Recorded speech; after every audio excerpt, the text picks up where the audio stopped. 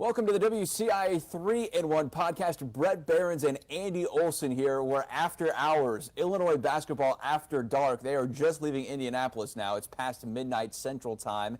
And we are breaking down in Illinois 82-69 loss to the number 2 Baylor Bears. Andy, quick hitters here. What's your first reaction from the game tonight? First reaction, I mean, that's kind of tough to just get it all down into like a one reaction. I mean, there's a lot of things that I take away from this game, Bret. I think the biggest thing is, just the fact that was a huge learning experience for this Illinois team. I mean, you talk about, how many players have come back, and, that's why, there's such a favorite going into the season, so popular in so many of the national rankings. I mean, when you bring back Io and Kofi and Trent and DeMonte, a lot of leadership on this team, that got a little bit exposed tonight by a Baylor Bears team that has just as much experience coming back. And, they found it tough at times to break down the Baylor Bears defense. They found it tough on the other side of the ball to try and stop the Baylor Bears offense. It was just a night of learning what this team was. This team is not bad by any stretch of the means. Baylor is a very good team that, they went on one run in the second half, and that's just kind of how we ended up at the scoreline that we got. But there's a lot to take out of this, and I think a big learning experience, for this entire team, Bret. And look, a lot of these guys haven't been on this stage before. It's the first top 5 matchup for Illinois since 2005 in the national title game when they played North Carolina and lost and finished runner-up in the country. They've played on high stages. It's not the first environment for a lot of these guys other than your freshmen and Coleman Hawkins and Andre Curbelo and Adam Miller, who I thought overall played really, really well given the circumstance. I didn't feel like the moment was too big for them. But this is the first magnitude game for these guys. Without the NCAA tournament last year, without even the Big Ten tournament, you don't get those like huge primetime moments where, you've got Dan Schulman and Jay Billis on the call, and it takes you back for so many Illini fans to that 2004-2005 season and the magical season that was. And I didn't feel like the moment was too big for most of the team. They came out and battled really the first half there. I thought, all things considered, they didn't get down big early.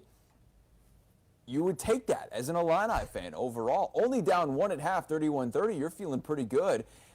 Yes, there are things to nitpick, and we will do that here over the next couple of minutes on our podcast as we break down this game. But I thought you hit it on the head there that, they came out and really I didn't feel like the moment was too big for them. Yeah, and I think that's like something that you would take coming out of the game. Going into it, fans, I think, would take that, not getting blown out, showing that, you deserve to be on this stage. And you bring up a really good point, Bret, that, your Ios and your Kofis, the Trents, all the guys that I talked about coming back, and that's why the team was such a popular pick with so many people. They didn't have the NCAA tournament last year. They didn't have the Big Ten tournament. You have to go all the way back to freshman year when they played 2 games in the Big Ten tournament before they got knocked out there. So you're right, they haven't had this type of stage really before. So getting back on this stage, I think, is super important for this season. Learn what that was like, and these kind of tests are going to be really important because I mentioned what they can learn and what they can take away from that. You don't want to be 27-0 or how many games they're playing this year. You don't want to be that number in going into the Big Ten tournament, the NCAA tournament, because then I feel like don't feel like you've ever gotten down and had to fight. They kind of had to fight last week against Ohio, but a loss like this that stings, I think, can be really important for this team. And you mentioned it, down 1 point at halftime. They would have definitely taken that with Kofi missing a large portion of that first half in foul trouble. When you talk about Georgie coming out and having the game that he did, that's huge. I mean, that's a huge stepping stone for Georgie, someone that fans had, talked about as someone who needed to take another step coming into this season. And I think I got 2 big takeaways from this game, maybe 3 and 4 as you kind of work down the line there. But my 2 biggest takeaways that this was freshman year Georgie Bashaniashvili. And if he can do that in a backup role when Kofi gets in foul trouble, even if he's not in foul trouble, Brad's got some tough decisions to make about how he's going to run his rotation there, if he's going to have them both at the 5. When Kofi goes out with 11 minutes left in the first half with his second foul, and Brad said afterwards in his post-game press conference, you can watch it here on our digital channels, we stream the whole thing as well if you want to go back and listen to it, but he said he had thought about putting Kofi back in, but he didn't need to because Georgie was playing so well. When Ayo Dosunmu only has 3 first-half points, and you're only down 1, I think you're feeling pretty good about that. Dosunmu was punched in the mouth, and that's all because Georgi Bezhanishvili comes out and scores 13 first-half points, going 6 for 8 from the field. Where the heck did that come from? Last year, he struggled by and large pretty much the entire year, especially in Big Ten play, was really, really hurting there for his confidence and everything else, and he comes out tonight. And he showed me a lot about what he could potentially be once again. And I think we all knew that, right? He puts up 30-plus points at a freshman record, breaking Deion Thomas's record against Rutgers as a freshman 2 years ago. And then where does this come from tonight? That was really, really encouraging and probably my biggest takeaway from this game tonight. And you mentioned, Bret, not to interject, but, I mean, Brad also brought up in that press conference for the game, when you're kind of 2 star guards at the moment, I think Adam Miller has proved to be, a big-name guard with Ayo. When they only make 8 field goals out of their 30 attempts, around 30 attempts for the game, you're going to need a performance like that from Georgie to even keep it close. So not everything was clicking for the team tonight, and they still showed a kind of resilience until, finally, the back was broken in the second half of that 7-0 run in under, I think it was 30 seconds for Baylor, where things kind of got out of control. But that's some good fight. And, I'm keeping track of the comments here. Lauren is asking what the final score. It was 82-69, Baylor taking the win tonight. And Baylor outscores Illinois 51-39 in the second half. And you could tell, I think Illinois was getting a little tired there in the second half. Georgie does have 13 in the first, only scores 15. So he struggled a little bit in that second half, and you could tell they mixed up different defensive strategies against Georgie. And Kofi was in for more in the second half as well, which I think played into those numbers. But my second biggest takeaway here, Andy, was just that Ayo Dosunmu came out and pretty much got punched in the mouth early. And I don't know if that's necessarily a bad thing, all things considered. I think he needs a little bit of this adversity to show him what he needs to work on and continue to push. And they had a game plan against Ayo Dosunmu. That was pretty easy to see tonight, that Jared Butler was going to come out and really try and shut down Ayo Dosunmu along with his Bears defense. And so Ayo comes in, and after only scoring 3 first-half points, finishes with tying a game-high 18 points along with Adam Flagler, the guy off the bench for Baylor, who puts up 29 minutes tonight and 18 points and was 6 of 11 from the field. But for me, Andy, I guess it was more the fact that Ayo's shots didn't necessarily come easy. He had to work for it a lot. 6 of 18 from the field tonight, 2 of 3 from 3, which is encouraging, and he made 4 or 5 free throws, is what we've come to expect from Ayo. But I felt like, especially in that first half, it did not come easy for Ayo tonight. No, nothing was coming easy, and that's what I think was possibly so uncomfortable about watching the game, is that the offense wasn't flowing maybe necessarily like you had expected to. The pick and roll was not working, whatsoever. And, put that, up against the Baylor offense, which was, it felt like it was picking and rolling and getting open shots and getting guys open at ease in that second part of the game. So seeing the offense sputter, seeing Ayo kind of not being able to find those lanes that he's so accustomed to finding, not being able to find that open man, because Baylor was just a blanket over the entire Illini offense. And like I said, that was unsettling watching that. It's not something that you necessarily expect going into that game based on what we've seen and what we expect from this team. So that is something that's going to be really interesting moving forward. I mean, we heard in the press conferences where Georgie and, Brad were talking about what they need to change, what they need to clean up. That's definitely going to be one of them, because you still have 2 really important non-conference games before you get into Big Ten play. Duke next week, and then Missouri following shortly after that. You have to wonder, how they're going to change that, and when defenses are really good like Baylor's defense is, how they're going to try and make that pick and roll work, how they're going to find those open guys, because it really just was not there at all tonight, Brett. Let's hear from Georgie about just that and what you just mentioned. A lot of things, made mistakes, a lot of mistakes, details, small details matter in big games like this. And when you make mistakes, even the littlest mistakes cost you a lot, and they did cost us a lot today. And we have to clean them up. Pick and roll defense was not great. They beat us on that, and just overall 5 for 40 minutes, And I think he's got a lot of good points there. Look, I don't think this is a bad thing that Illinois lost this game, as you mentioned earlier. I don't think it's a bad thing that Ayo got picked on a little bit and is pointed out his weaknesses and what he needs to do and not force some shots and play within himself and within the offense. And you say all that knowingly that he still finished with the game high, tying a game high with 18 points. There are some really, really good takeaways, though, out of all of this. I was super impressed overall with Georgie, obviously. I thought Coleman Hawkins came in and battled the freshman four-man. Had a couple of really nice defensive plays, had a big block there in the second half, and he shot a three in the first half that really caught my attention because it was in stride. He had the confidence to shoot it. It didn't seem like he hesitated at all. And I love to see that from the freshman, along with Andre Curbelo. Adam Miller, a little bit of a tough night. Still plays 31 minutes, only scores 4 points, goes 2 of 11 from the field. You're going to see that with a shooter, I think, sometimes, especially in these big moments early on in his career where, he may struggle trying to find his shot.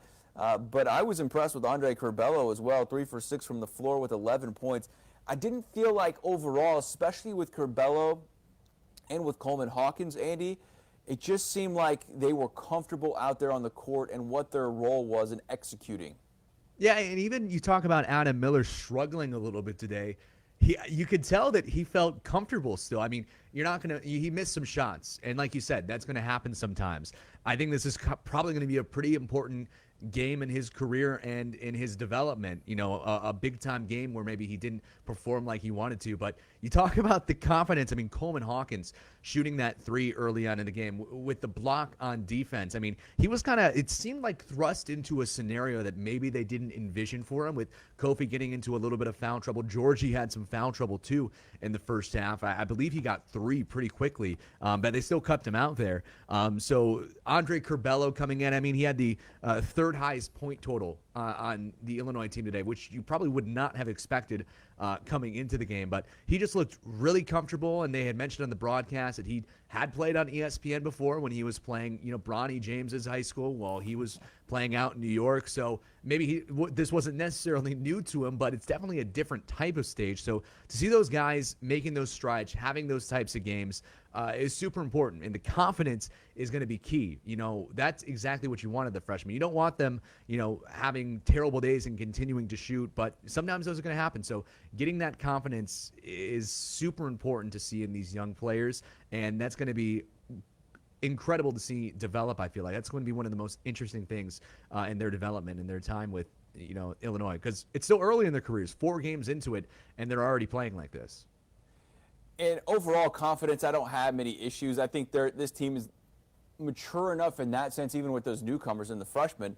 We've heard Adam Miller speak really confidently about himself, and even Andre Curbelo, and I think they know they're good. They know they're coming in and they have a role on a team. And when you have a guy like Ayo Dosunmu who exudes confidence and knows the moment is big, calls this a legacy game coming in and one that hopefully people would talk about for a long time, I have confidence that he'll get back to work tomorrow and be ready to go for the UT Martin game on Saturday. And then more importantly, be ready to match up with Duke next Tuesday night at Cameron Indoor. But Brad Underwood talked a little bit about Dosunmu and his role tonight and understanding that all eyes are going to be on him. Well, I mean, Ayo better get used to that. I was going to see that all night long or all year long. These guys do it at a little different capacity. They switched everything and really jumped him on the sideline and kept us pinned there. Most teams don't have that kind of firepower to do that. But again, Mitchell's an incredible ball hawk, vital. Is plays so much bigger than he is and so athletic and strong.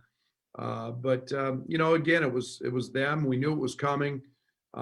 We probably over dribbled, trying to do too much. But we got to get the ball popping, and we'll clean some of that stuff up, Derek. And I feel pretty confident about them coming back and getting back to practice and doing just that, cleaning some stuff up. Overall, Andy, how do you feel about the game tonight and this 82-69 loss to number 2 Baylor? I know it's going to sting for a lot of fans. I mean, we've all been there in our own fandom where you have this really hyped up game. You think about what it would mean to win it. So I know it's going to sting for a lot of fans, but it may be hard to hear us talking about the positives when you feel like that, but there were a lot of good things to come out of this game, and it's going to be, I think, better for the team in the long run to have this type of game when, they have to kind of pick themselves back up now. We always talk about that in sports, having to pick yourselves back up after a loss, but this is what good teams need to do. I mean, good teams lose.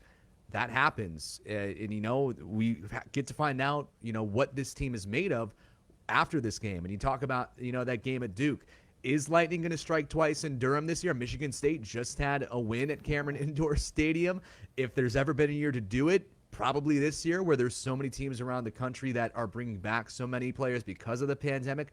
It's going to be really interesting to see what improves and what changes about this Illinois team in that game. And I know they're going to have that tune-up against UT Martin this weekend. Of course, that's going to be important. We don't want to look past that. But the next big circle on the calendar, I think, for fans is definitely that Duke game, and that's going to be the next challenge for this Illinois team. So to compare tonight versus next week is going to be really interesting, and something that I'm looking forward to see how the rest of this season is going to go for the team. The first loss for Illinois basketball this season, 3-1 now. We'll see how they respond if they can beat UT Martin heading to Duke. Another top 10 team would be 4-1. You would assume Duke would be still around that top 10 caliber even after losing. And I don't think Illinois is going to drop too much either. If they can get a win over UT Martin, I think they'll still stay in that 5, 6, 7 range heading into next week. And it's another prove-it week with games at Duke and at Missouri. This is the time where we will find out what Illinois is made of in this stretch that, like you said, we had circled on the calendar in the non-conference schedule. And the conference schedule starts not too far away here. In just a couple of weeks, Illinois is going to roll out the red carpet and welcome Minnesota to town for the first Big Ten. And then there we go. And I know one thing about this Big Ten schedule. It is going to be a brutal grind every game. There are even the quote-unquote bad teams, like you see at Marcus Carr in Minnesota, just absolutely going off, and Minnesota not expected to be a top-half Big Ten team this year. It's going to be a dogfight every game, and we're going to be there to cover it every step of the way. Andy, it was fun on the late night after hours WCIA 3-in-1 podcast. Definitely the latest we've ever done one, but it's fun to break it all down in a big night for Illinois basketball. Yeah, I'm just having a good time. And you talk about the Big Ten schedule. It's the best conference in college basketball right now. So your 9 and 10 teams are going to be really good teams still in that conference. So it doesn't get any easier from here. So getting this kind of tune-up is important. And you mentioned it's late at night. Yeah, probably the latest I've ever been at work. So I'm excited to be part of the sports team. And for hopefully it doesn't get any later than this. But it was fun tonight. Oh, you just wait till the drive back, Andy. No, Welcome I know. to the sports department. It's know. all good. All right. Well, Andy, thanks. We'll do it again soon. Thanks so much for listening and watching to the WCIA 3-in-1 podcast.